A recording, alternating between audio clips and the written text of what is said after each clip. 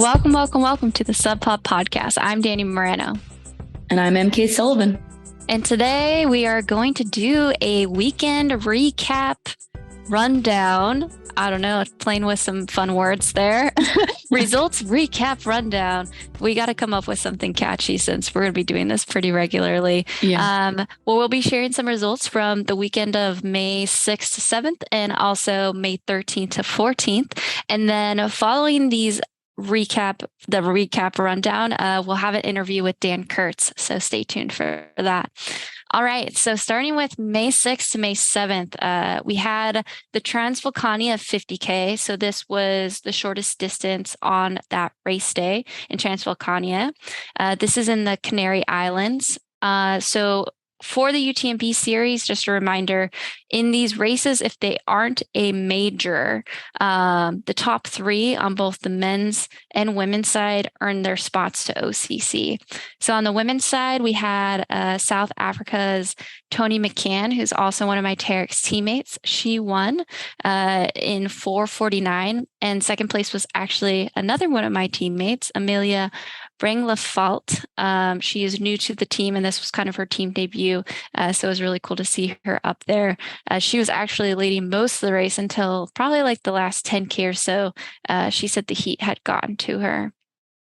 And then on the men's side, from Spain, the winner was Dimas Pereira. Dang it, I'm sorry. And he won in 4:20. Yeah, it looked hot out there, like everybody's pictures. And yeah. Amelia's from Sweden too. So I know that when I raced a couple of the Norwegian women last year at Marathon du Mont Blanc, like they were hot. So I can't even imagine how Transvolcania felt coming from Sweden. Oh, yeah, no, I'm sure. And on the men's side, I mean, it was Spain in first, Portugal, Andre Rodriguez, and then it went Spain. So I think definitely being from that part of the world this time of year has a huge advantage when it comes to the heat. Yeah, definitely. The other race that we had happen this weekend was the 2023 USATF Trail Marathon Championships, Breakneck Point Marathon. This was also a qualifier, the final qualifier for the short trail team that goes to Austria for the marathon distance, just a couple weeks from now. And that race was also coupled with the Golden Trail Series half marathon, which Danny and I just found out you could finish in the half marathon on your way to the full marathon. So it's a little confusing, but a lot of the people that were in the results for the half are also in the results for the full, even though it was on the same day, same time. And so your new Team USA qualifiers from the full marathon, winning his first national championship is Garrett Corcoran, and second place behind him was Liam Mayrow, I believe. Yeah. Or sorry, no, Jackson Brill, who is from Bend, Oregon. And then on the women's side, Brittany Charbonneau is your 2023 US Marathon champion. And behind her was Bailey Kowalczyk. And in third place again was Claire Rhodes this time around. But the resume spots have also been announced this year, and Claire Rhodes and Jennifer Lichter will be on the marathon team. And Liam Mayrow I'm looking at the wrong team right now. So we got Seth Rolling and Max King as the resume spots for the men's side. So that was an exciting last qualifier. I don't know that either of us got any of those right when we were doing our review. Well, it was kind of funny. Well, we both said Bailey to win, and she was leading most of the race until I think like the last 4 or 5 miles, and her body just hit a big bonk. Not just like that. That's what happened. And so Brittany came in, steamrolled, and got that win. Brittany was, I think, my predicted third. So congrats to Brittany on sticking it your nose in it till the end. The race isn't over till it's over. And a lot can happen in those last few miles, especially if someone like starts going backwards. And then on the guys' side, we both kind of had our doubts that Garrett was even going to go run. And then he goes and wins. And from talking to him first, for both of us personally, he kind of moved up in the later stages of the race. He actually was warming up to the start line and got there like 30 seconds before it even started because he and a friend, I think Mike Sinceri, Mike Sinceri had parked their car just a little bit too far. So he wasn't showing any stress, but I was like, when he was telling that story, I was like stressed internally for him. I know. I would have been at the line. I would have been sprinting. It's too much for me. And then the half marathon was part of the Golden Trail National Series. And the winners of that race were actually the Hemmings, who, if you have been keeping up with the podcast, we have interviewed before. If not, go check it out. And next up in the Golden Trail National Series for the US is Broken Arrow, which is June 17th, I believe. So yeah, we're getting started. Yeah, it's shaping up to be a really good series so far. So in total, the 40K team is Craig Hunt, Jonathan Aziz, Garrett Cochran, Jackson Brill, and then, as MK just mentioned, Max Keen and Seth Ruling. And then on the female side, Jennifer Lichter, Claire Rhodes, Bailey, Kowalczyk, oh my gosh, sorry, Kowalczyk, MK Sullivan, the one and only, Kimber Maddox, and Brittany Charbonneau. And something that I noticed in here is that actually most of the team is between the ages of 24 and 34. And then Max Keen is kind of the outlier. So a lot of people in like their late 20s to early 30s. Yeah, it's going to be an awesome team. I'm excited. Yeah, that women's team is a weapon. And we'll definitely dive more into a preview in a couple of weeks. Yes. So moving on to the weekend of 5/13 to 5/14, we have the infamous Zagama Izakori. And that was the first event in the Golden Trail World Series. And it was wild. Danny, you want to talk about Zagama? Yeah. So they, funny enough, put like this photo out, I think like the day or two before, of Caitlin Fielder, who we'll talk about in a second.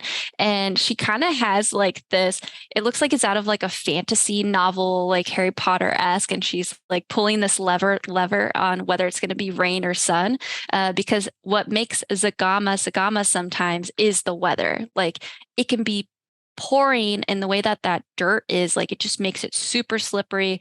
All the granite is like it's like you're on ice basically because it's so slippery, and the mud like gets sticky.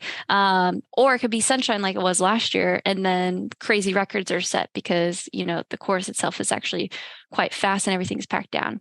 That's all to say it ended up being pretty much a storm the entire time. So the times were a little bit slower this year. But someone who wasn't in neither mine, MK's, or Sarah's prediction, Daniela Omis from Germany, actually won the entire thing in 4:31:54. This time I thought was really impressive because she actually would have gotten fourth overall last year compared to last year's conditions. I actually had a chance to meet Daniela last year at the Golden Trail World Series final. She was representing that national series result because there's two different sets of results or area, and she had gotten fourth in the national series, and this year she comes out with a bang and wins the whole thing in the first World Series. Pretty big deal. And to be fourth, like last year was historic. All three of the top three women broke the previous course record. So that's crazy stuff, especially with those conditions. Yeah.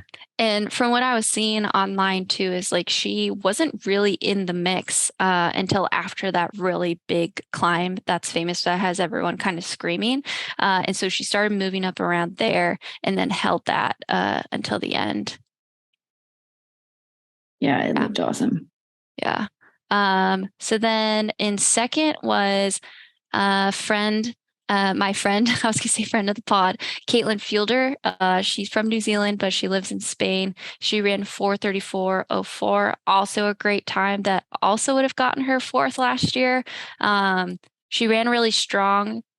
She was kind of in the mix from the get-go and then got a second wind and it was able to kind of keep everyone off of her so she can finish that second place. She also was 6th overall in the Golden Trail World Series and has one podium up until this point. So now she has 2 second places in the series, one of them being last year Mont Blanc Marathon. In third was Therese LeBoeuf. She's from Switzerland. She ran 4:37:41. Would have been like in the top 10 last year, very respectful time. And this, I believe, was her first podium in the Golden Trail World Series, which from personal experience is like it's such a cool feeling to like feel like you're on the podium of such a big race series. And then 5th was actually all of our calls for who was going to be winning the whole thing was Blondine. She is from France. She ran 4:48:32, also very respectful time, especially considering the conditions. And to no surprise, she actually mentioned that she was training through this race for the World Long Trail Championships. Just a supported long run at Zagama. Yeah, 5th place, no big deal. Yeah, I think she was up in the mix for a while for first, but then on the final descent, she kind of got overtaken pretty hard. But yeah, she's still Blondine and she still crushes. Yeah, no, still amazing. Top 5 in the first Golden Trail World Series of the year. Do you want to go over the men? Sure. So in first place, we had Manuel Marias from Spain. And he is like fairly local to the area, kind of like Sarah. So I think he's run this race a lot and also trained out here. He was 3rd at Zagama last year, and he also won OCC, which is insane, but he's very good. Danny has a little bit of like a tidbit about his time at the Golden Trail final, because was he in the top 5 coming, or maybe even top 3 coming into the series before it started? Yeah, I think he was like top 5, and he was someone that everyone kind of had their eye on as, someone to potentially win the whole thing, given his great run at OCC in Norway. And anyway, so on the first day, he actually took, and you'll see in some Zagama photos, he has actual bamboo sticks as his poles. He makes them, yeah, and he always uses them. And so on the first stage, he used them, but the rule was that you couldn't have any poles. And his argument was that these aren't poles, these are bamboo sticks. These aren't poles. He unfortunately lost that argument and was disqualified from the first day. And he really needed those points if he wanted to be in contention for the podium spot. With that being said, he still raced really well. Also, kind of just like a fun fact and something to look out for is he'll actually take like real fruit with him in his belt, and I just think this is awesome. So in Madeira, he had like an actual banana and tangerines, and we were seeing photos of him and like him at the start line. We're like, how is he like unpeeling a banana? Because this guy, he's monstrous on the downhills. Like he literally, it seems like he's barely even touching the ground when he runs downhill, very Killian-esque. And we're like, and he's peeling bananas. This guy is on another level. How you can't make this up. And just the best thing of all is he's just very, very, very nice guy, very respectful to everybody. So definitely a fan favorite amongst the athletes as well. Sometimes I don't even like to have a water bottle in my hand when I'm running downhill fast. So like peeling a banana. Yeah, that's crazy. So in second place was Elhazine El Azoui from Morocco. Elhazine is pretty much always in the top 10 at Golden Trail races. Like when he's out there, he was 4th at Marathon du Mont Blanc last year and 2nd overall in the 2022 standings. And 3rd was John Albin, who was 2nd, or did he win CCC last year? Yeah, he was 2nd behind Petter. Yes. Okay. So John Albin was 2nd at CCC last year. He won Mont Blanc Marathon. He also did really well at the race in Norway. He also lives in Norway, trains with Killian, so it makes a lot of sense. And he'll be on the UK short trail team this year. 4th was Remy Bonnet, who, if you follow the Golden Trail series, you will know because he won overall last year. He shot off like a rocket and led all the way through 30K before kind of blowing up. but blowing up to fourth place really isn't that bad. And then Robert Kimboy, who I think also went out with Remy early in the race. Last year, he went out on his own and tried to lead the race and died. So at least this year he was with somebody else, but still to get fifth at Zagama is huge, especially on a day that was so messy. So that's your top 5 for Zagama Izakuri. Yep.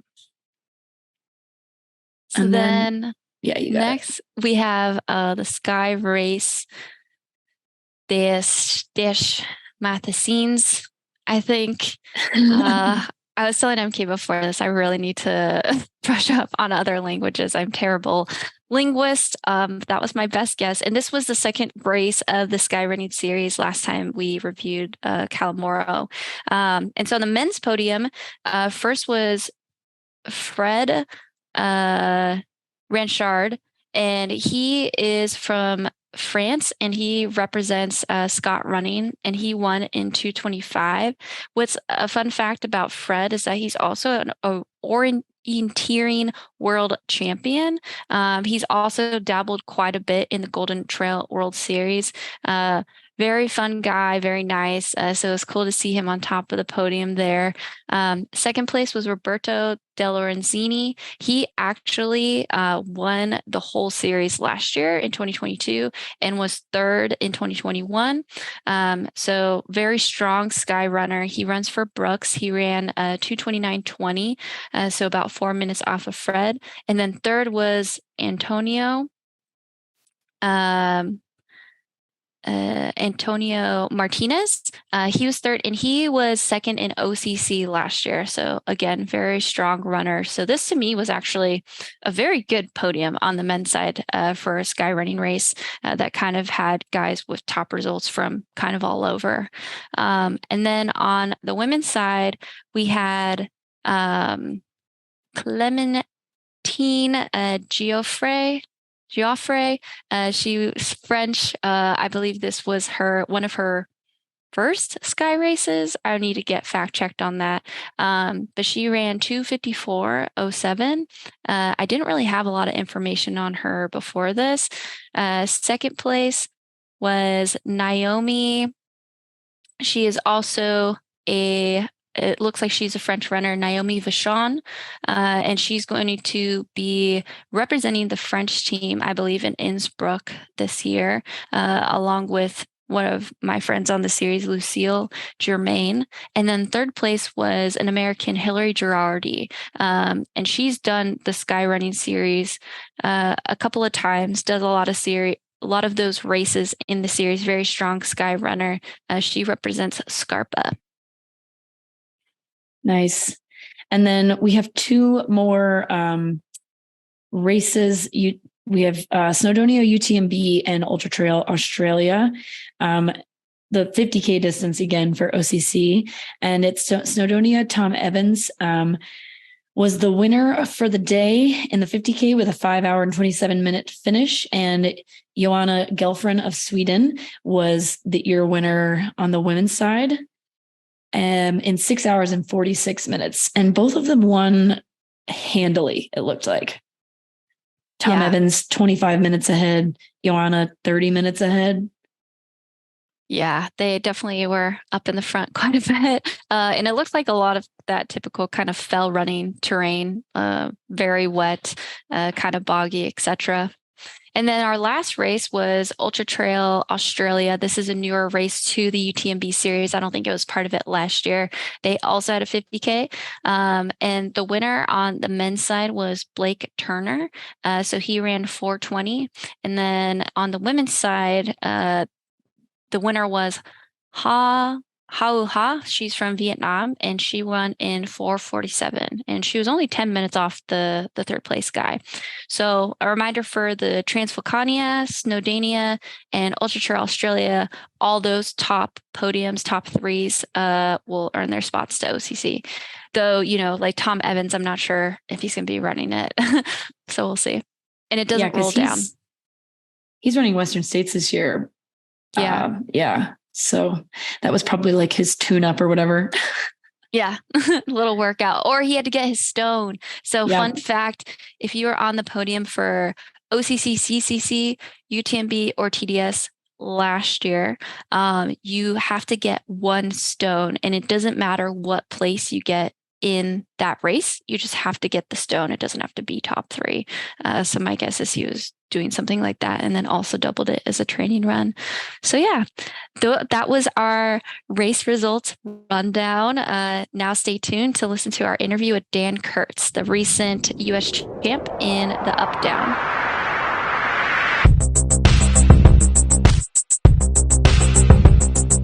Welcome, welcome, welcome to the SubHub podcast. I'm MK Sullivan. And I'm Danny Moreno. And today with us, we have Dan Curts, originally a distance standout from rural Maine. He now lives in Norwich, Vermont, and has become one of the best sub-ultra distance athletes in the U.S. He first shot onto most people's radars when he placed second in the U.S. vertical champs last year at Loon Mountain, behind multiple-time world champion Joe Gray. Last month, Dan was second American at the vertical champs at Sunapee Scramble, but came back the next day and won the classic mountain race champs pretty handily. And he will be representing the U.S. at the World Mountain Running Championships in Austria next month. And I must add that Dan was my athlete to look out for this year. And so far, I'm beating Danny. So welcome, Dan. Hey, yeah, thanks for having me. Super excited to be on the pod. Yeah, we're super excited to have you as well. Kind of as MK said in the intro, at least for me, you weren't a name that I really knew until more so this year. I had heard your name a little bit, but like as someone to watch out for, because sometimes people will come and run these races like once, and you don't know if they're going to like commit to the sport. So it's great to see you back and getting your first US championship.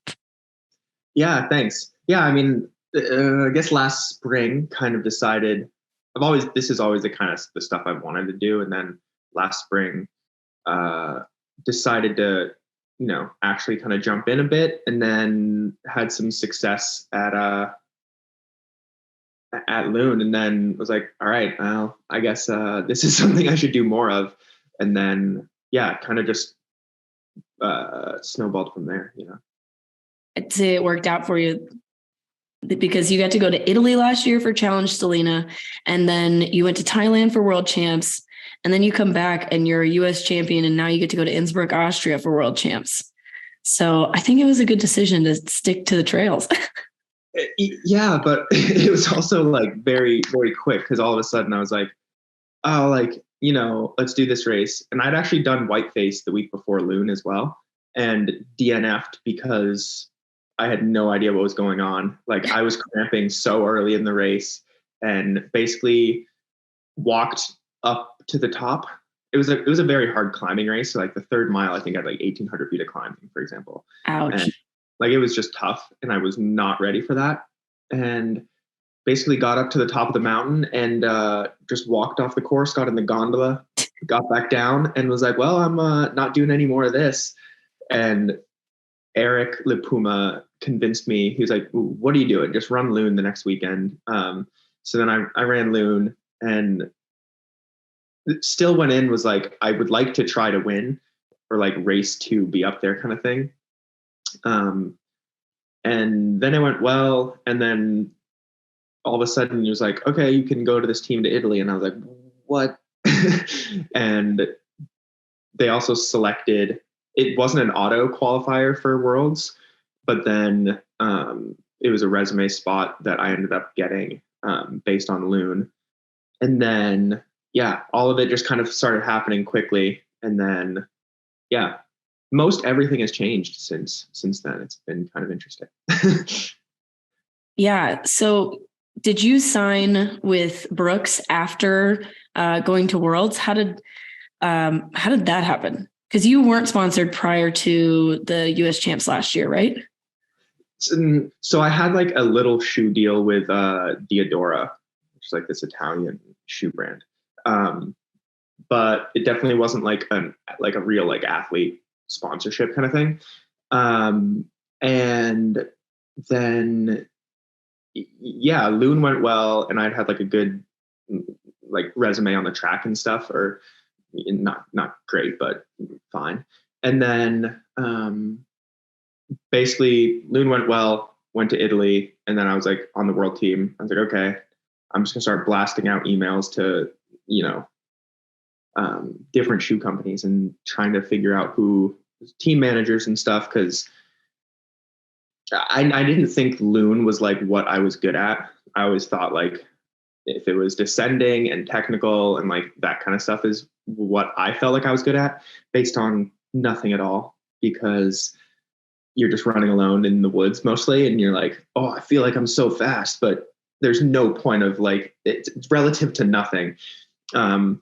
So I was like, well, if I can do well at Loon, I think I can do well at other races. And I was like, I should try. I would like to be working with some company. So I reached out to a bunch of companies, got mostly nothing, but had been talking with Brooks for quite a bit. And then, yeah, that ended up happening right at the end of the year. So basically like as of January 1, was with Brooks. Yeah. Basically that's how it happened, I guess. After Worlds. No, that's awesome. I mean, I feel like a lot of people's goals in this sport, or one of the goals, is to get a sponsorship. So it's cool that you're able to partner with a company like Brooks, just like from the get-go. And it seems to be like you're happy with them. Yeah, no, I really like them. I like the way they handle like social media with the athletes. I like the way they operate. And I always have like, even from the track side of things, and I didn't know their like trail side.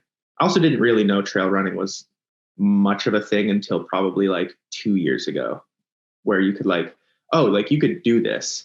And when I started thinking that way, I was having a very tough time giving a shit about racing on the track, because I was like, I would so much rather be doing this stuff. And yeah, I think the year ended up kind of coming together okay, because I did a couple of these other races. So I did like Waterville Valley's like a classic. They host USA's a lot of years for like the classic mountain race. And then I did some races around here locally that all went quite well, I thought. I did a hard time trial on Moosilauke, which is like, I live where like Dartmouth College is. And so there's a super historic time trial they do up that like twice a year, every year for the last 50 something years or something ridiculous, or since the 50s. It's crazy. So I felt like those kept going quite well, but they were like, you know, it's not a golden trail race. It's kind of quiet. So it was nice at Worlds. I ended up falling into a spot on the classic team. So it was nice to like finish with like the top American at the classic race and stuff. I felt like it kind of, I don't know, it went solidly. So I was glad it didn't just like completely flop, I guess. Yeah, it's kind of crazy. The East Coast seems to have these like really historic, short, fast trail races that like nobody knows about. And they're so cool. Like you have Mount Washington, you know, and like talking with the guys who put on Sunapee, they put on all these really cool like classic and vertical races. And yeah, I feel like we're really missing out on just like really getting those into the scene of like Golden Trail and stuff. So it was cool to see like Breakneck, the half marathon, being in the national series this year, just to like give the East Coast some love. Yeah, it's interesting because I think it has a lot of love on like the lower level, but it's like whenever you start talking about elites, it's like everything seems really saturated in like certain towns. And I think there's a lot of cool stuff that's out here that's like certainly much more sky running like, I think. So if you wanted to do like, there's a bunch of places you can get a super steep, gnarly ascent like right from town.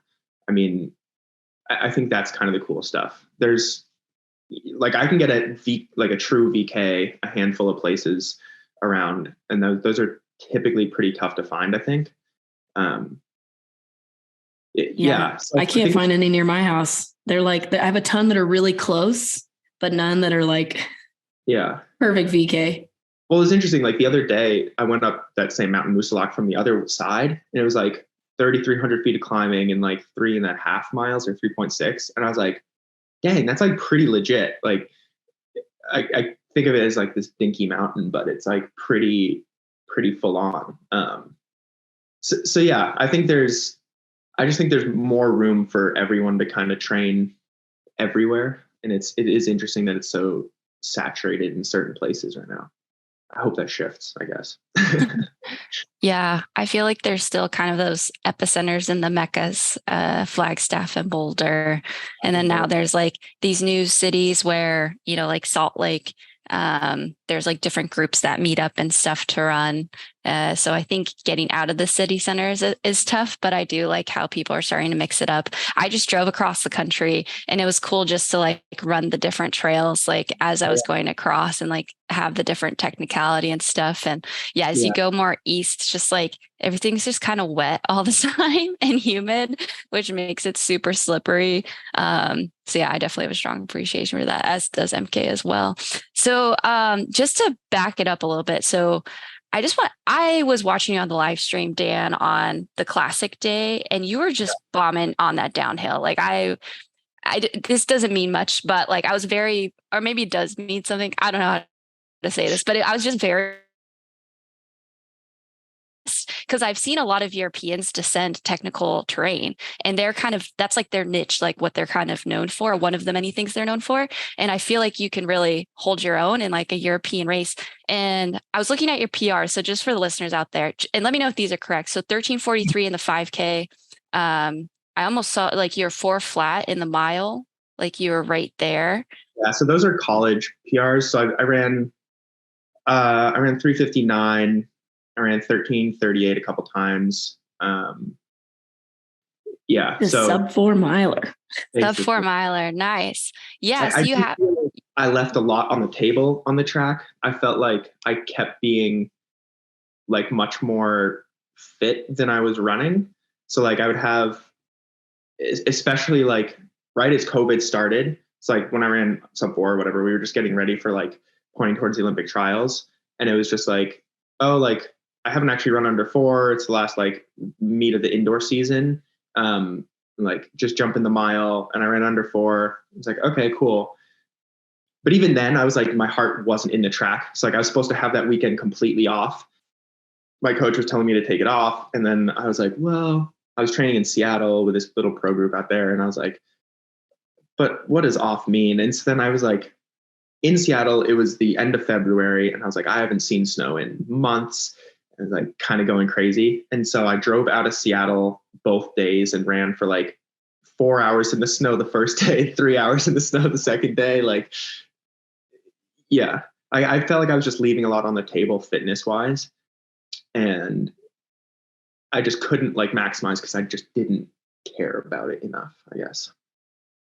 Yeah, no, definitely. I feel that's pretty common with a lot of trail runners in that they, it's kind of hard because it's cool to have like those flashy PRs and they're not always there, right? But like when you're racing against people, you're like, oh, I could run so much faster, but the trails are just so much more fun, at least to me.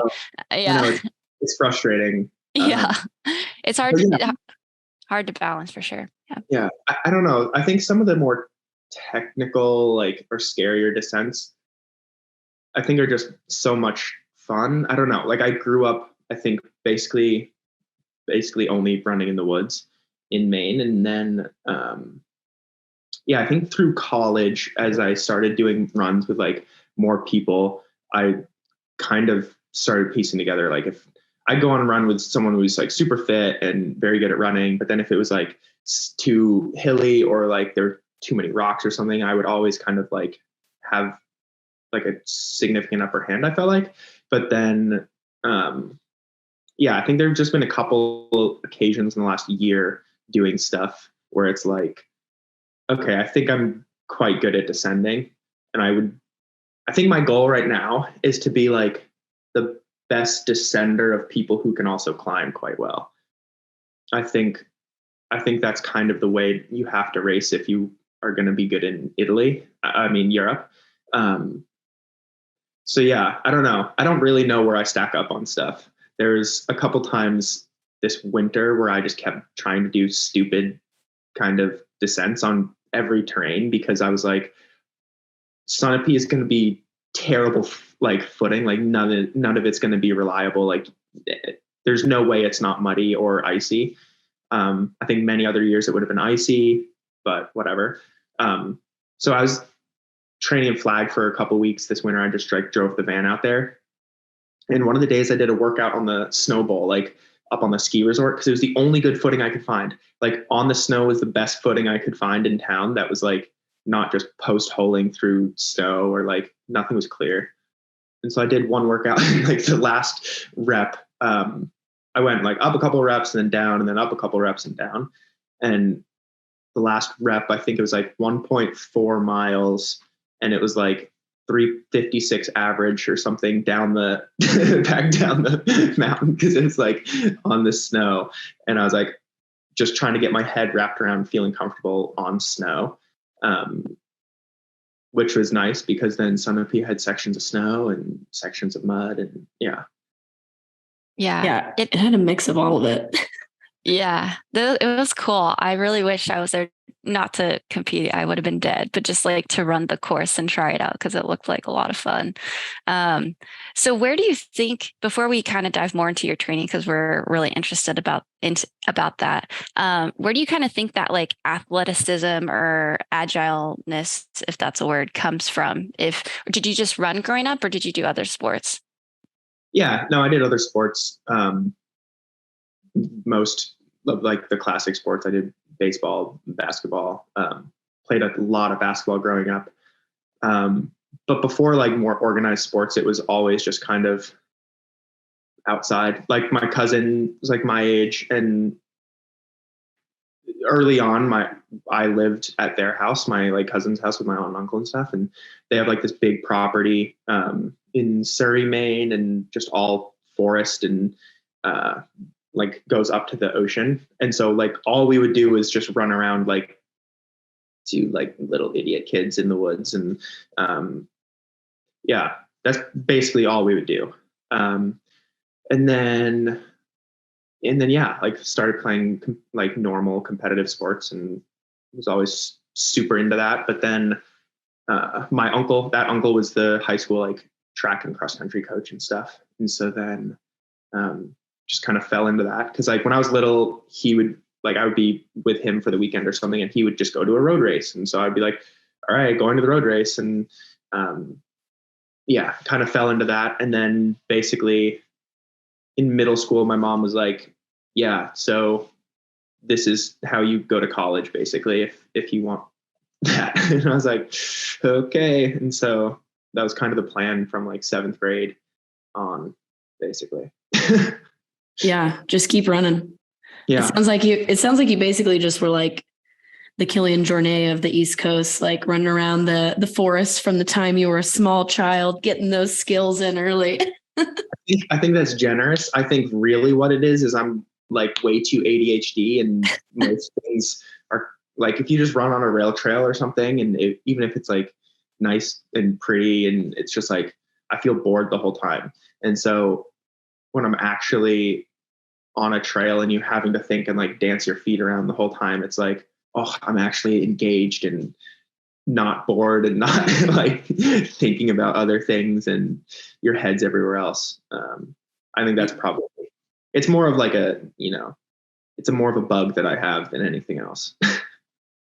Well, it seems to be working. So I have a question because you were just talking about how you were in Seattle at training and you were like, I haven't seen snow in a while. I got to go run in the snow. And I have this question written down that like, I've seen on Instagram that you do a ton of trail running in the snow in Vermont because, East Coast winters are brutal. Do you just run all year round or do you add like cross training in, or are you just like, nope, got to be on the snow in my trail shoes? Yeah. So this is maybe another weird one. I don't know. Growing up, that's what I would love to do. Like, especially in the winter, the forest is so cool. And so I would just like pack a bag of like dry clothes and like, I don't know, bring my dog. I had like a husky growing up and we would just like go walk through the woods for I don't know, I'd just be way too bored on the weekend or something. And so I'd be like, bring dry socks and a different pair of pants or something, because I would inevitably like fall into a stream or something in the winter. And I don't know. I think I just love the woods in the winter. And so then I think if the theory is that like fitness is fitness, and especially on the trail, it's like there's no real like pace specificity you need to train for. It's like aerobic ability, I think, really helps for the most part, especially off season. Like you're so far from any race specificity. It's like, I don't know, if you just go move around for a while, it doesn't really matter what you're doing, I think. And yeah, so I've never cross trained before this year. This winter, I tried to teach myself how to cross country ski and like do some skimo stuff, but had no idea what I was doing. I'm really lucky that right here there's a ton of cross country skiing. I think there's something like 200K of groomed ski trails within like 30 minutes of me or something like that. It's like I don't know, everyone here skis and has the number of ski Olympians in town is just bizarre. I think Norwich holds the distinction of having like the most Olympians per capita of anywhere in the world. It's like this super weird stat because everyone does ski jumping or cross country skiing or something. Yeah, I don't know. I love running in the winter in the snow and stuff. Like it's hard. You go super slow, but it doesn't really matter, right? Like, I don't know. I do have a bunch of really dumb videos on my phone of me running in the snow. Like there was a couple times I wanted to like post some stupid reel of just like blasting through like 3 feet of powder or something. Because it's super fun. Like the descents are completely like there's no consequence to falling. Like you can just run like an idiot any line you want and just fall and it's fine. Exactly. Yeah. This was the first winter that I had to like really like train on. I didn't have to train on snow, but like if I wanted to be on trails, I had to be on the snow. And it was like a learning curve for sure to just be like, MK, slow down. Like it does not matter. You're still moving. Just like keep your heart rate up and you'll be fine. Because I know Danny does that all the time in the winter in Mammoth, but Reno, you can usually find some dry trails, but this year it was like impossible. Yeah, I don't know any different so far because I've only had 3 winters. And the first winter I was running on snow. And then this winter, it was a little hard at some points where I was like literally, up to your knees, like you said. And I would like get on the treadmill for workouts. But I remember talking to my coach, Terry, before my half marathon. He's like, I have no idea what shape you're in because you're out running like 20 minutes per mile in the snow. And he's like, and you have 2 treadmill workouts a week and you're hitting the pace, but like that's only 2 days and your average pace is something that he looks at for your whole week is like 15 minutes a mile.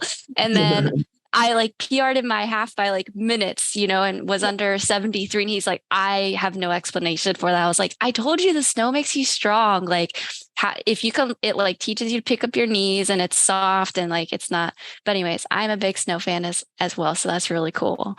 Well, so I think it does speak to that. Like, I don't know if you see again there's so many mountain runners that are so good that spend basically all winter, especially in Europe, spend all winter just skiing.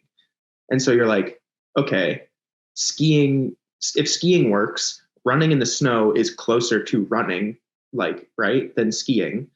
And so how would it not work? But then I had the exact same issue. Like I've never trained like this over the winter at all. And I was trying to just like do more volume and do like all these like super slow, like long kind of days. Long days for me was like, the first time I did like a 2.5 hour thing on trail, I was like, oh my God. But then, yeah, so like there was a couple weeks in Flagstaff, honestly, within like probably like a month or 5 weeks out from Sunapee, where I like didn't run once in the week. And because like access to running was quite bad and frustrating there. And then like, so yeah, to Danny's point, I was driving back, tried to do a workout in Tulsa that should have been like totally doable for me. It was supposed to be like 12 by K in like 3 to 3:05 or something on like, I don't remember if it's like 90-second jog or whatever it was, but it was like a workout I've done much, like should totally be able to do easily, and couldn't touch it, like not even close. And so I was like, oh, I'm in terrible running shape. And I was like, Sunapee's so short and like not that climby. I'm going to get totally worked. So I don't know. I had genuinely no idea what was going to happen at Sunapee. I thought maybe I'm shooting for top 10. Maybe I'm shooting. I have no idea what's going to happen. Yeah, I think trail running is kind of fun like that. You never know until the day of, or if you have some sort of really hard effort. And maybe that's why it's kind of healing, I think, for a lot of people who have been stuck to the track for so long and it's so metrics driven and it's like very much more times than not A plus B equals C. And sometimes you get a little bit more than C, but with the trails, you show up and you're like, well, we're going to see how this is going to go. Because there's no reference except maybe if you like go for like a Strava or like FKT, you know, that other people have done. As far as your training, do you write your own training? Do you have a coach? Yeah. So my coach right now is Ben True. He's very, I guess it's a trail specific podcast. So, Ben is very, very successful on the track and road for the last probably 15 years. He's run like 13:02 in the 5K and like 27:14 for 10K. Very, very accomplished. But he was a cross country skier for a long time and then professional runner. So I think the cross country, and his wife is a 2-time like Olympian in the triathlon. So I think between like understanding triathlon training, ski training, and then like track stuff, I think he has like a very good ability to kind of blend concepts and like how it actually probably applies to trail stuff. So yeah, we've just been basically collaborating on, but you know, mostly collaborating, I guess mostly he's, you know, actually writing the stuff, but there's been a bunch of days where I'm like, okay, in Thailand, I got beat by this guy who just like, you know, like he can't run, but like in this vertical race, like he's just crushing me because like it's so much more aerobic. But if we raced a 10K, I'd beat him by like 3 minutes or something. Like it's so frustrating. So I'm like, I think we have to change like this stuff and like, why do you think this? And yeah, I've been liking it so far. So it's a bit collaborative.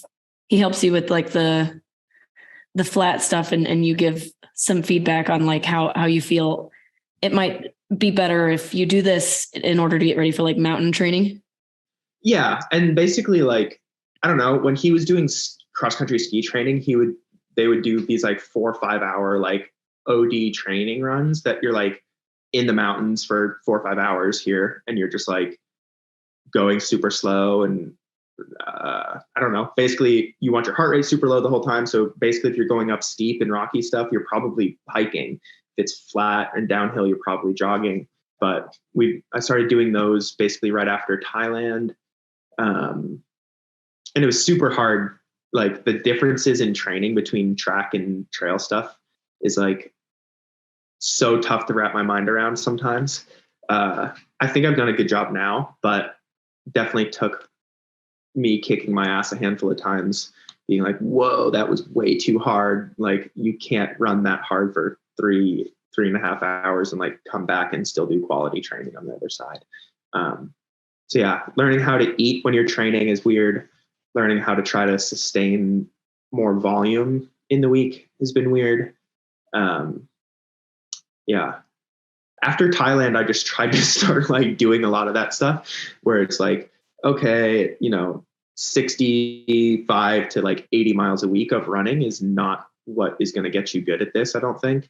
And so I just started doing these like weird adventures of like, oh, this sounds exciting. And like, I think I'll probably be out for like 3 to 4 hours. Like, let's go do that. And so it was winter. So some of them weren't that fun, but I'd like pack a bag and put like a bunch of bagels in there and like bike out to some mountain. And then you're like, okay, this trail is, you cannot bike it. So then you just jog up and then jog back and bike back. And all of a sudden you've been out and your heart rate's been elevated for a couple hours. And yeah, just trying to figure it out still, I think.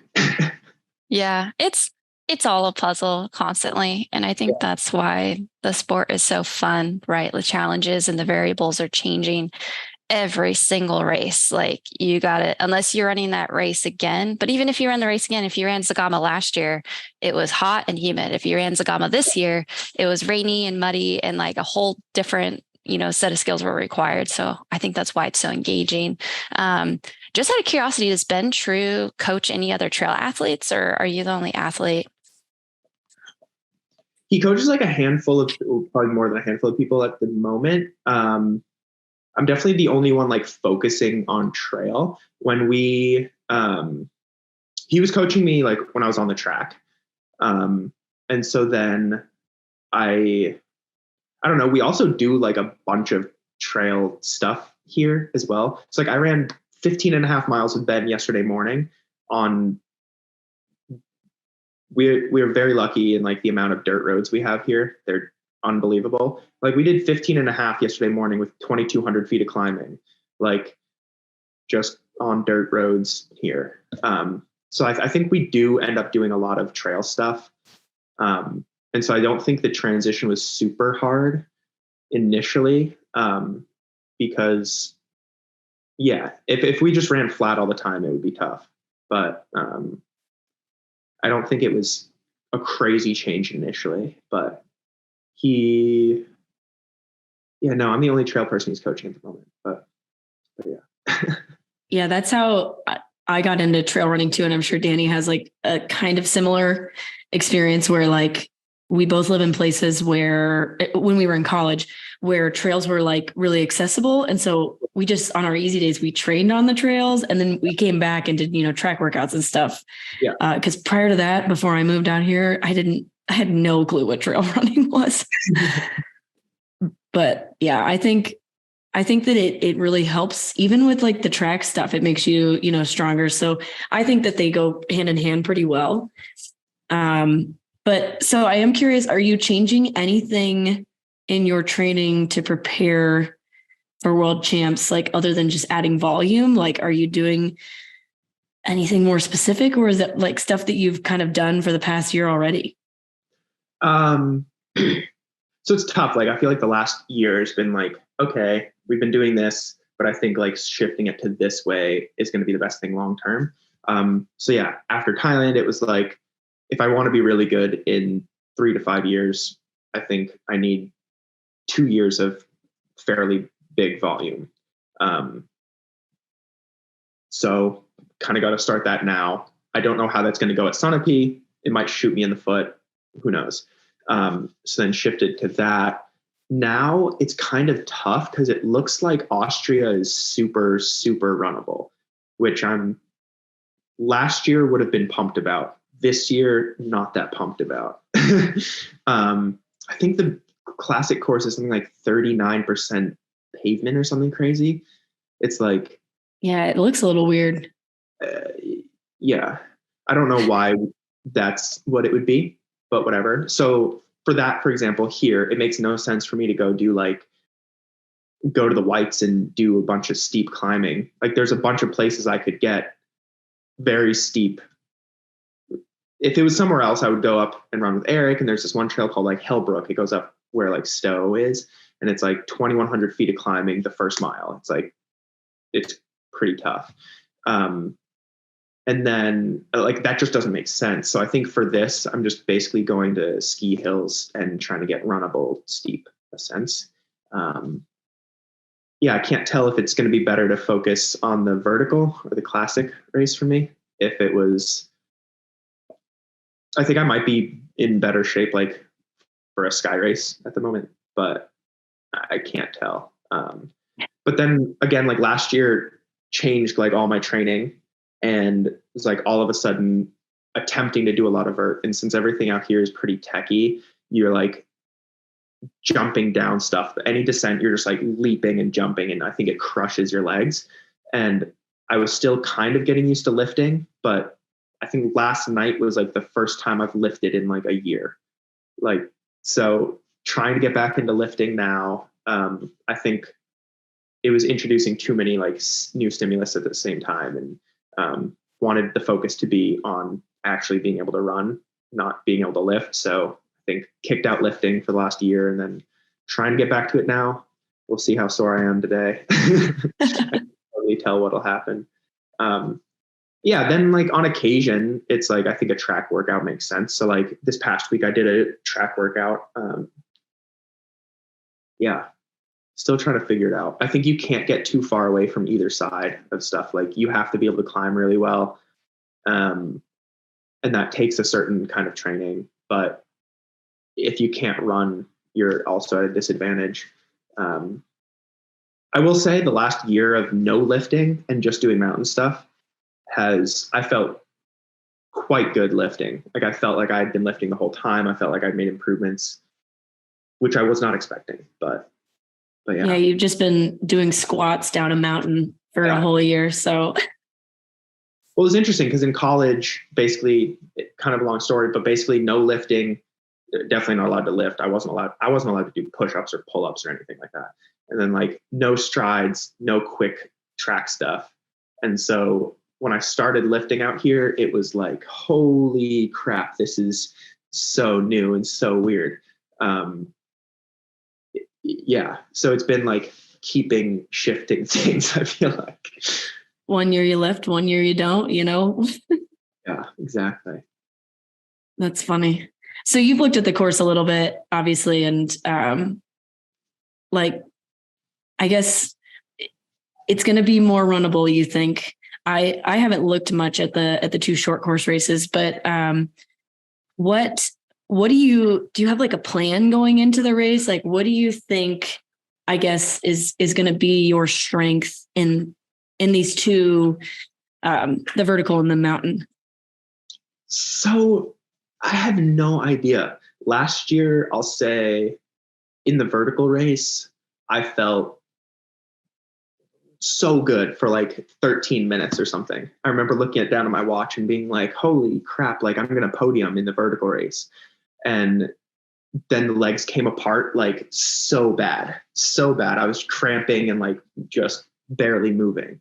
And then I think I just crushed myself. Didn't know I was racing the classic race yet. And then the classic race was like kind of crap. I just felt like I couldn't push super hard. It was like 15th in the classic race.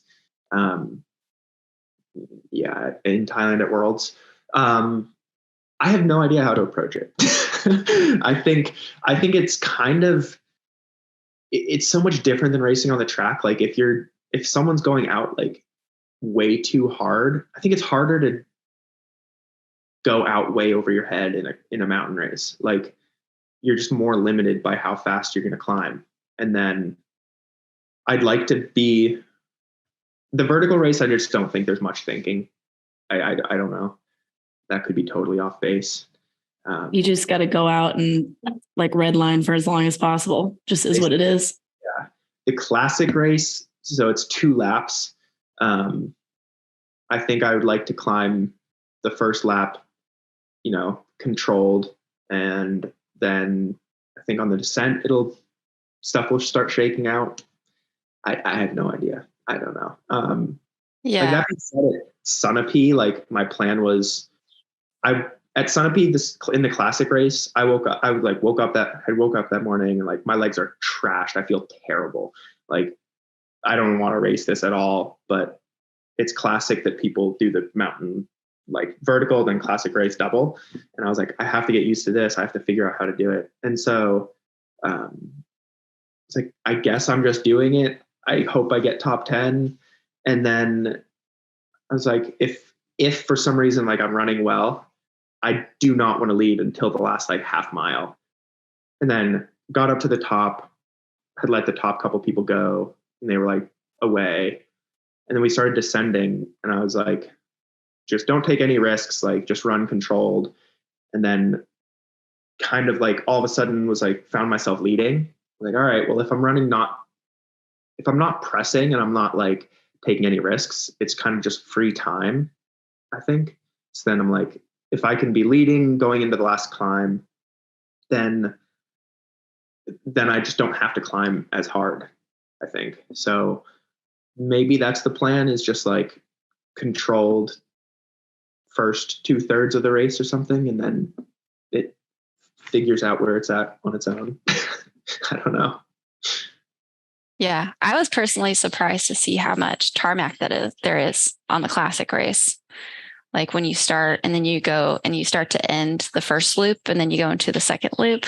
I think that'll be fun. You'll be probably like running through town and stuff like that. And then it's kind of confusing because it says like path and stuff too on the course, which like sometimes in Europe, it's kind of really, it's like gravel with the cow gates kind of sometimes, or it'll have like this metal. It's basically where the water goes when it rains. So it comes down the mountain and doesn't go down the trails exactly. And that stuff, if you fall in it, it hurts. It like, you can like, your skin is just gone and raw. But if you can balance yourself, you can go wicked fast on that, like easily sub fives all day. But it's like a weird balance. It's depending if you're coming off of a technical single track. Anyways, but yeah, I was talking to Grace and Murphy about this course too, like earlier this week, and just how it's probably going to be pretty quick. And then once you're there too, I'm sure you're going to check it out. Well, if you guys have any I have no idea what I'm doing. Stuff like that. But yeah, I think like Grayson is going to be in a great spot for that, because like she's been doing so much, like she was focusing on a half all winter, and so like I think that plays out super well for her. Yeah, I don't know if it does for me. Well, that's awesome, Dan. I love that you're shooting for the top 10. I'm guessing in both of the events, right? Yeah. Vertical is like, see how it shakes out. I definitely don't feel as confident on that. Like,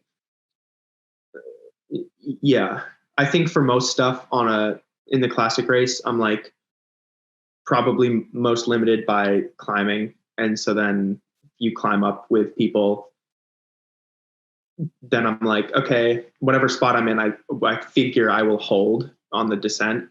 But then the vertical, it's like, I don't know. Some of those guys climb so fast, and I'm definitely not like, I don't know. I might just not be great at it. I genuinely don't know. It just takes some more practice and like just exposure and figuring out what you like. Like I learned pretty early on, I don't like VKs. And that's just like, it's not my jam. I like 4 to 5 hours. I like having that time and being able to be tactical like that. And so, yeah, you'll just kind of learn what you like and what you're good at. Yeah. So slight detour. Can you give us, before we talk about more past world champs this year, like van life, where did that originate from? What does that look like day to day, week to week? Give us a little bit of overview for the folks. Well, right now it's super cushy because I'm dog sitting. So that's easy. Though I am sleeping in the van, so it's not entirely separated yet. I don't know. Definitely not always, but I'd say during that same kind of window where I realized trail running was a thing and like you could do kind of professionally, it started being like, oh, it just makes so much sense to be able to just like be where you like, I don't know. It's not like I'm far from like being in the Whites or like, which is like the White Mountains in New Hampshire or whatever. But if it's like an hour to get to the other side of stuff and like go from the other side of the mountain, you're like, an hour is kind of annoying. And, you know, if you could just go there tonight, you want to do something in the morning, you could just wake up there. I don't know. It makes so much sense in my head. I don't feel super attached to, I don't know. It's like, if you can sleep well and you can eat, then it all works. And so the first thing I was nervous about was, can I sleep well? And then I was sleeping well and I was like, all right, this is sweet. I don't know. I have always kind of done a like road trip in the summers. So I've driven cross country probably like, it might be more than 10 times now. I don't know. It's many times. And I just started thinking about it more and more and kind of kept being like, no, it's too scary. Like, I don't want to make that jump. And then this winter I was like, yeah, it makes way more sense with mountain stuff. Like when I was training on the track, I wanted to do it, but I'm like, the track is in town. Like it doesn't really, it doesn't make that much sense. But this winter I had a friend who, we had been planning, we've always talked about doing like a, training camp trip out west. And then we were going to do it in his parents' RV, and then that fell through. And I was like, all right, whatever. I'm just going to buy a van and we're going to go do it. And so bought like a 40-year-old van very cheaply. And went out west and trained, and we both kind of like learned how to ski. Like, I don't know. I think it makes a lot of sense for mountain training stuff. I think, I don't know, if I picture like racing out in the US this summer, it's like, I hate staying in a hotel, flying sucks. All that stuff kind of is frustrating and takes you out of your routine, and like, travel kind of sucks. So if you could sleep in your own bed the night before a race, that's awesome. It's definitely not perfect. Like, And by your own bed, you mean the van, right? Yeah, I mean, I have like a queen size bed in the van. Nice. Like it's Did you build it out yourself? It was like 50-50. So like the bed platform was in there and stuff, but then I don't know, I soldered a faucet and like put a sink in and put in like a stove, and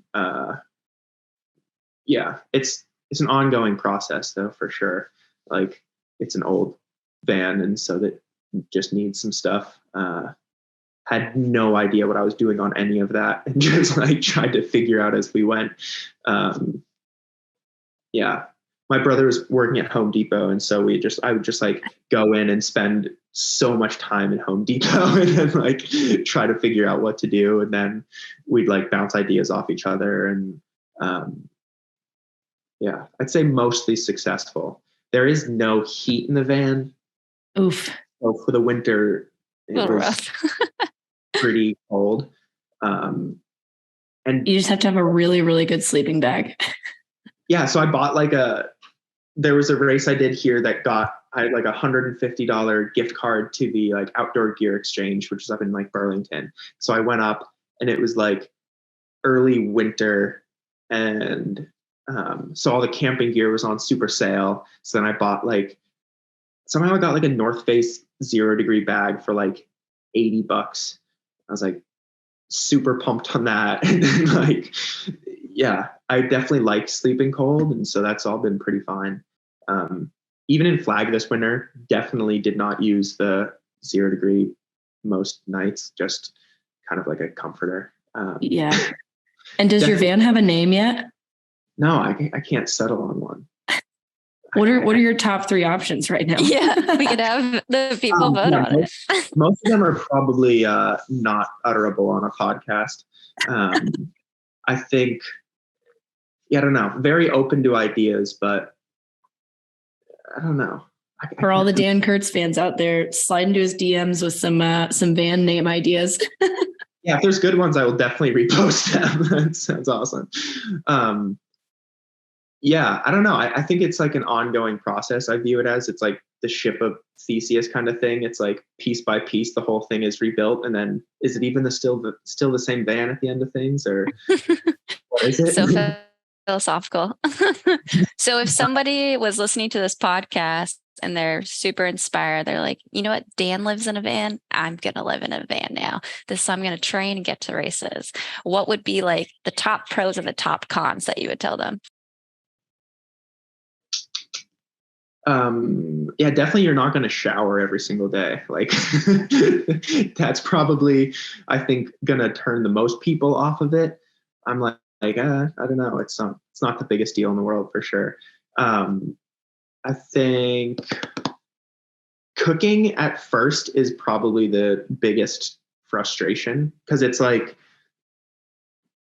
I don't know. I think initially you're like, oh, I'm just going to cook all the normal stuff. But then there's like little inconveniences that you're like, oh, I didn't quite have that figured out. I'll say for the most part, it's been totally great. Like, the tough part, I guess, is parking it. Where do you figure out parking for the night? But if someone's feeling adventurous, I would definitely recommend it. Although Flagstaff in the winter, tough place to do it, I think. Like, there's no good place to park. I was like at freaking Cracker Barrel the whole time. It's like, this is kind of a nightmare. this is not that, like, you know, rich girl van life thing. Yeah, because in the summer in Flagstaff, there's like obviously there's, if you know anything about Flagstaff, there's tons of dirt roads. But in the winter, I imagine like getting out into that BLM land is a nightmare. I had no idea. So like here, all of our dirt roads, like Vermont is more dirt roads than paved roads. Like, it's super cool, but they're all well, like, traveled, and like people have always lived on them. And so it's like, if it's they get plowed. Yeah. If it's quite snowy, the dirt roads are the best footing, because, like, I don't know, through the winter, it's just like the snow builds up and then you have just like a bed of snow on the dirt, and then they just put dirt over the snow. And so it's like perfect footing, and they're all open. The only things, I guess, for roads that aren't open are like some of the like mountain pass roads, and they just like, but yeah, since most of our stuff isn't, I don't know. I just figured all the dirt roads were going to be open. I was like, what the heck? And nothing was open. You couldn't get on them. I started looking it up. I'm like, so what happens if I do? And I'm like, oh, it can be a big fine. Like, it's not cool. And so it's like, all right, I guess the fallback is like Walmart. But then both Walmart, there's 2 Walmarts in Flagstaff. Both of them are closed to like overnight parking. And I was like, what? I thought this was like universal. Yeah, I did too. No, it's like Walmart by Walmart, apparently. It's very odd. I think Flag had an issue with fire season with people from the like dirt roads who were parked out there, like all probably went to Walmart, and then they closed it down. You can't park there. So I was like, oh man, like all of a sudden I have no idea what the plan is. This is like the first night in Flag. Maybe the second night. I think the first night we slept up at Snowball. And then we're like, what the hell do we do? So we're like at Walmart driving down the road. It's like, I don't know, it's dark. It's probably like after 10 or something at this point. Like, no idea what to do. And we pass Cracker Barrel, and there's like 40, 50 rigs at Cracker Barrel. Like, apparently that's where we're staying. I don't know what the deal is, but everyone is there. And it's like Cracker Barrel RV park. Yeah, it was so weird. But everything from like super sketchy set up like minivans that are like totally busted to like someone's $300,000 Sprinter. So yeah, it was a lot of time. We were either at Cracker Barrel or up on the mountain. That's so funny, Cracker Barrel. Yeah, it was. I like, didn't even know that Cracker Barrels existed, like on the West Coast. Like, being from the South, they're everywhere, but I don't know that I've ever seen one over here. So I'm impressed by that alone. Their whole deal, I think, is like RV people for some reason. I think it might be an age group targeting thing. Definitely. They got their rocking chairs out front. You don't even have to bring your camp chairs. Yeah, no, it was super interesting. And then like the craziest part was they were slammed all the time. There was one of the first mornings I was like, all right, if I'm going to park in their parking lot, like, it makes sense. Like, I would like to patronize the business or whatever. So like I went inside, and it's not even 8 a.m. And they're like, yeah, it's like a 35 minute wait. I'm like, okay, well, I really don't want to eat at Cracker Barrel anyway. Like, I'm gonna go back out to the van probably. Dan is not looking for a Cracker Barrel sponsor. So maybe at one point, but not anymore. Sure, our brands align. Maybe in like, 40, 50 years. Maybe. Yeah. Their head of marketing's like, dang it, we really wanted Dan. Yeah, I'm sure yeah. So where can we find you and your van this year, or the summer and going on into the fall? Yeah, trying to piece together racing schedule still. It's kind of tough because I don't know the landscape, like totally, admittedly, don't totally know what to do. I think I was trying to get into Quebec Mega Trail, and I guess I was late on that. And so like had emailed and then like kind of they were like, yeah, we're actually full. And I was like, oh no. So if anyone has a contact with the Quebec Mega Trail 25K, I would love to do that. And kind of in the backyard, would just drive up to Quebec. It would be super easy. So if anyone has a contact there or is racing it, was going to race it and now is not, let me know. Cause yeah, that was like Golden Trail kind of like avenue of things. Now I'm like, do I go do a couple races in Europe? Do I go do Cirque Series stuff and just like camp out in Utah, Colorado area and train out there? Yeah, definitely for the next probably 2 months or so, month and a half, I'll be out here. Out here is just the Northeast, I guess. Other than when you're in Austria. Yeah. There will be like a 10-day Austria stint there, which still don't know what to expect. Yeah, so then just trying to race out here. And then there's a handful of races like Xterra Trail World Champs is in Sugarloaf, Maine. So excited about that. That's like end of September or first day of October. I think it's the whole festival is both days. So out here for then, probably just bouncing around mostly. Well, maybe if you're looking to do Golden Trail stuff, you should just in September take your van to Pikes Peak, park at Pikes Peak, do the ascent, and then take your van to Mammoth and do the Mammoth Trail Fest. Yeah, definitely interested in Mammoth. Mammoth sounds awesome.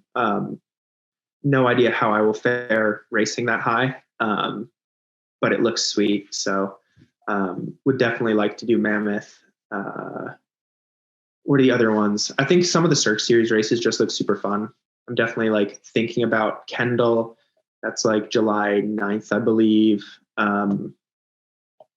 Might be a bit early because I don't think I'll be adjusted to altitude because Kendall's like quite high. I think that's probably my biggest concern with racing super high is that like you're just at a disadvantage if you're not living at altitude. Last year, Eric Lipuma, who I train with, we're good friends. He raced the 52K at Mammoth. No, that was Broken Arrow. Yeah, it was Broken Arrow. Sorry. The two in my head are both at altitude. Yeah, and he was like, he ran great. Like, I think if the race was a little longer, he might have ended up winning, and he ended up getting second. He was like, I don't know, dude, I didn't even feel the altitude. Like the trails were so smooth that like I think it just like canceled each other out. Like no technicality versus like no altitude, I think kind of evened out. I don't know if I believe in that, but we'll see. I think I might throw myself to the wolves a little bit and see if it works. Well, you can always park your van like in the Eastern Sierra for a little bit and train out here, get a little acclimated. Yeah. So that was my plan this winter. And then Mammoth was getting like so nuked that I was like, seems potentially dangerous if I don't have heat. If like the van does not like being cold because it's diesel as well. And it's an old like 8-cylinder diesel that just does not like being cold. So I thought Mammoth was potentially a big mistake. So didn't end up going out to Mammoth, cut short. Like even on the trip, I was going to go out to Mammoth and then we were in Flag and I was like, I think we're staying in Flag, not going to go to Mammoth. So yeah, probably just bounce around quite a bit this summer, hoping the van stays in one piece. Yeah. The Eastern Sierras are a dream if you need some altitude training this summer though. Yeah, it looks sweet. Like being able to base out of like Bishop when you need to, like dropping down a bit lower for speed stuff and then going up to Mammoth area. It's like, there's just so much terrain out there that looks awesome. I've driven through before and camped out in Mammoth. So yeah, that's definitely like, if not this summer, one of the summers in the next couple of years. Cause it does look sweet. The only thing with altitude that I just still don't totally understand, it's like you obviously can't get the same like power output at altitude, and so you're limited by the aerobic side. So then it's like, how does that transfer? Just totally theoretic. Like I don't know how would that transfer to like racing in Europe, because it's like in Europe you have to be able to run like faster and steeper. It's like running steep is obviously tough, like musculoskeletal wise, and like yeah, I just don't know how everything works. I can say from personal experience, and Danny might also be able to, like, every time I go to like sea level, or I mean, Europe's not quite at sea level, but it's close enough. Like, obviously running up trails, like we can't get as fast here, but when you start to run on those trails at sea level, like your legs and lungs don't burn in the same way as they do at altitude. Yeah. So you like get out there and you're like, oh, I could do this all day. Like, yeah, I might not be as fast as everybody else, but like I could keep running up this hill for hours. And whereas when you're at altitude, you get to the top of a mountain and you're like, oh my God, I gotta like take a second to like recover and get back into my brain a little bit. So it like I think you're not quite as like sharp, but you can just like hammer into the ground all day long. Yeah. That's how I feel. And especially in Europe, usually the races, again, we're doing those kind of longer races, right? Like 2, 3, 4, 5, 6 hours. And those races have multiple climbs. And so you can just hammer every climb. Like it's not like you're losing your gas after the first climb, and you could usually sustain each climb. And Europe really isn't that low. Like if you're racing in Chamonix, you're still getting up to like 7,000 feet at some points. Yeah. Yeah. It's interesting because like that was the thing I've noticed the most from this winter. Like my legs don't feel the same. Like the first couple, like at Sunapee, I was like, holy crap, I should have been like maybe running more. I just felt weak, like couldn't totally tell.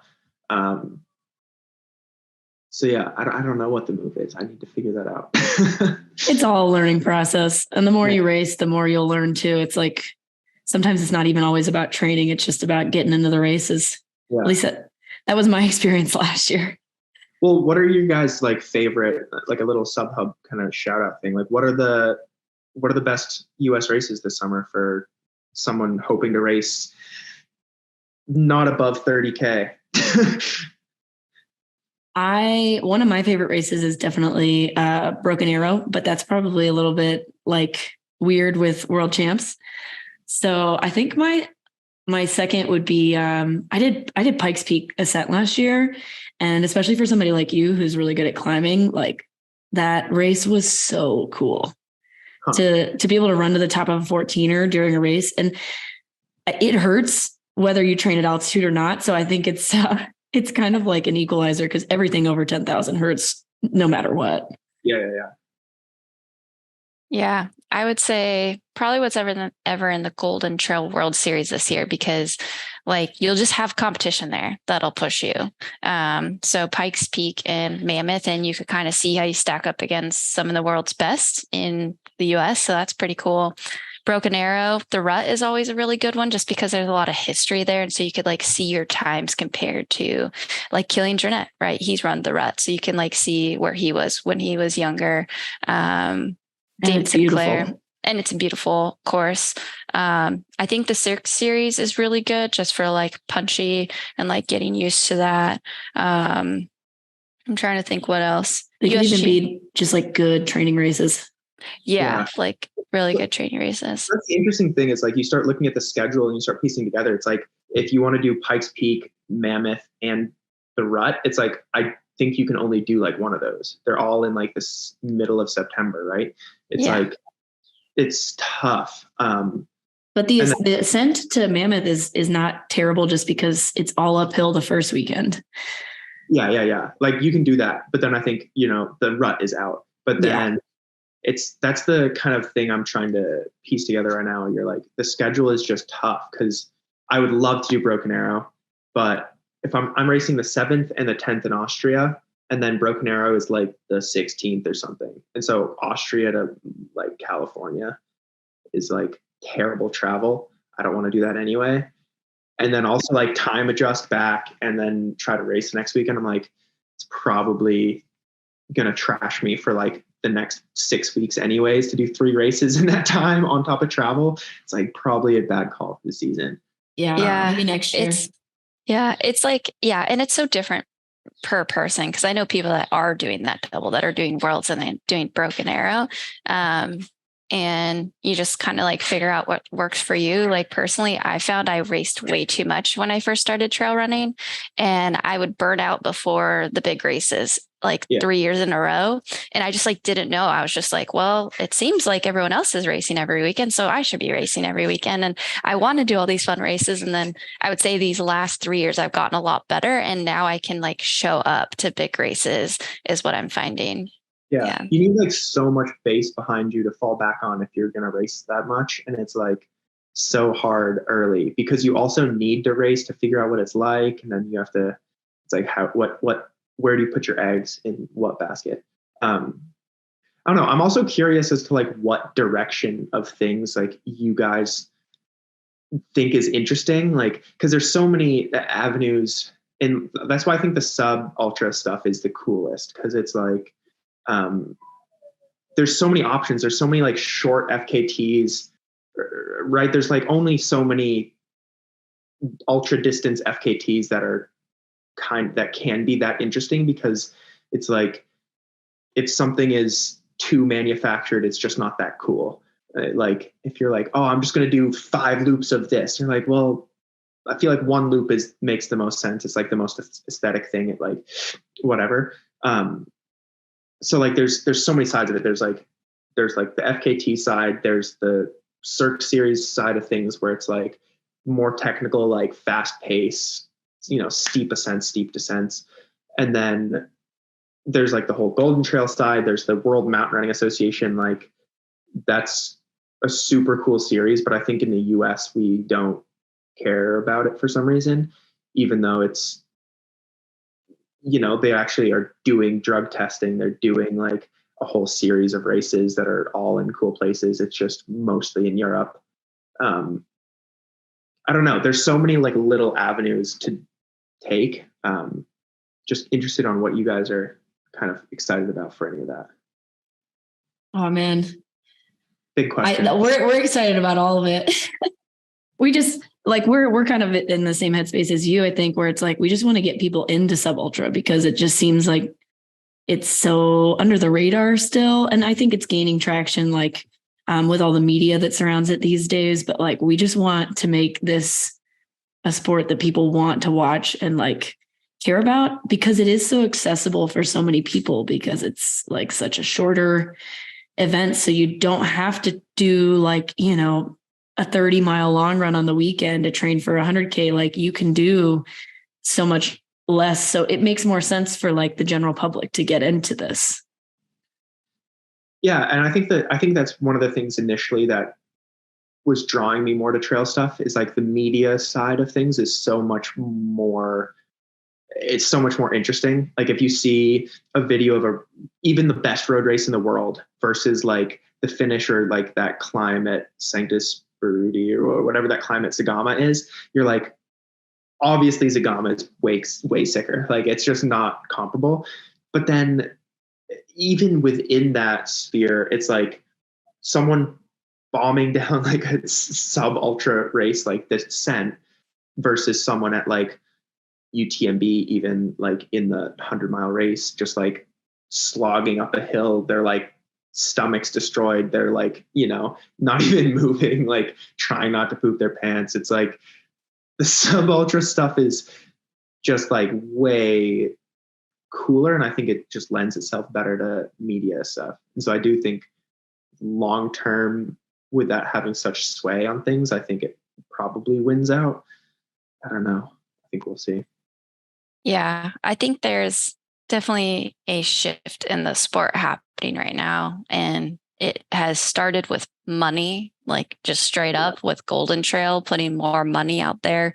And that has quickly attracted, the best or most of the best sub ultra runners to go there. But I think it's like the media aspect to to like, to me, what you just explained with like seeing an ultra runner like pushing their limits versus the sub ultra runner, having been to 100-mile races, like I think that's just as exciting. Yeah. But to like the average viewer, yes, like nine times out of 10, they're going to see the downhiller and want to watch that. So I think for us, like tapping into that basically like fan base and like creating more monetization, then it's like a big feedback loop. And so the easiest, part of the sport to put in front of people is sub ultra. So I think that's why it's picking up so much traction, is like it's very catchy and it's exciting and it's easy to digest for someone who doesn't even know what mountain running is. Whereas with an ultra, they're like, all right, I'm watching this person for 24 hours go pretty slow. Like what's going on here? So I think it's kind of like the evolution of this feedback loop that didn't exist before. And that also is coming at like and because we're able to do stuff like Starlink and like get more Wi-Fi, and like we're actually able to have it catch up to the modernization of technology with the sport. Yeah. Yeah. No, I'm not trying to say like one is better than the other. Oh yeah. No, for sure. Yeah. We get what you're saying. Like, yeah. Looking at reels on Instagram or something, it's like tough to argue to the general public. Like, it's very obviously impressive to see someone doing something fast, right? Like it's just kind of flashier. And obviously if I tried to do a 100-mile race, like I would get completely destroyed. Like it's not like one is better than the other or something, but I can see how one would do quite well online. But then even there's like, as a race director, it's got to be a complete disaster to try to have permits and stuff for a super long race. That's not just like I said, like loops. Like if you want a great race course, I think it has to be somewhat like make intuitive sense. Like you're like start here and then you finish on top of the mountain, or like you go to the top of the mountain and you get back to town. It's like that stuff I think just makes so much sense. Like I think that's how your brain kind of works mostly. And so I just think that probably played out quite nicely. Yeah. It's a little easier to do in Europe because like in the US, we have national forests and the state parks, and you have to get like permits for nearly any race that you do. And so it's a lot harder to do the UTMB loop somewhere because they literally can just run that loop while people are just hiking it. And it's like a trail that's existed for like, hundreds and hundreds of years. Yeah. I feel like we could talk about this all day. Yeah, I was like, you just opened a can of worms. Yeah, but I think we should probably call it at this point before we all get too much into it. We'll have to have another one. Yeah, the philosophical running talk with Dan. Just go ahead. I've got a list of things for sure, so I would love to do that. Well, we'll have to have you back for sure. Yeah, I love that. Thank you for joining us. And we're excited to see how Worlds goes for you as well as the rest of the year.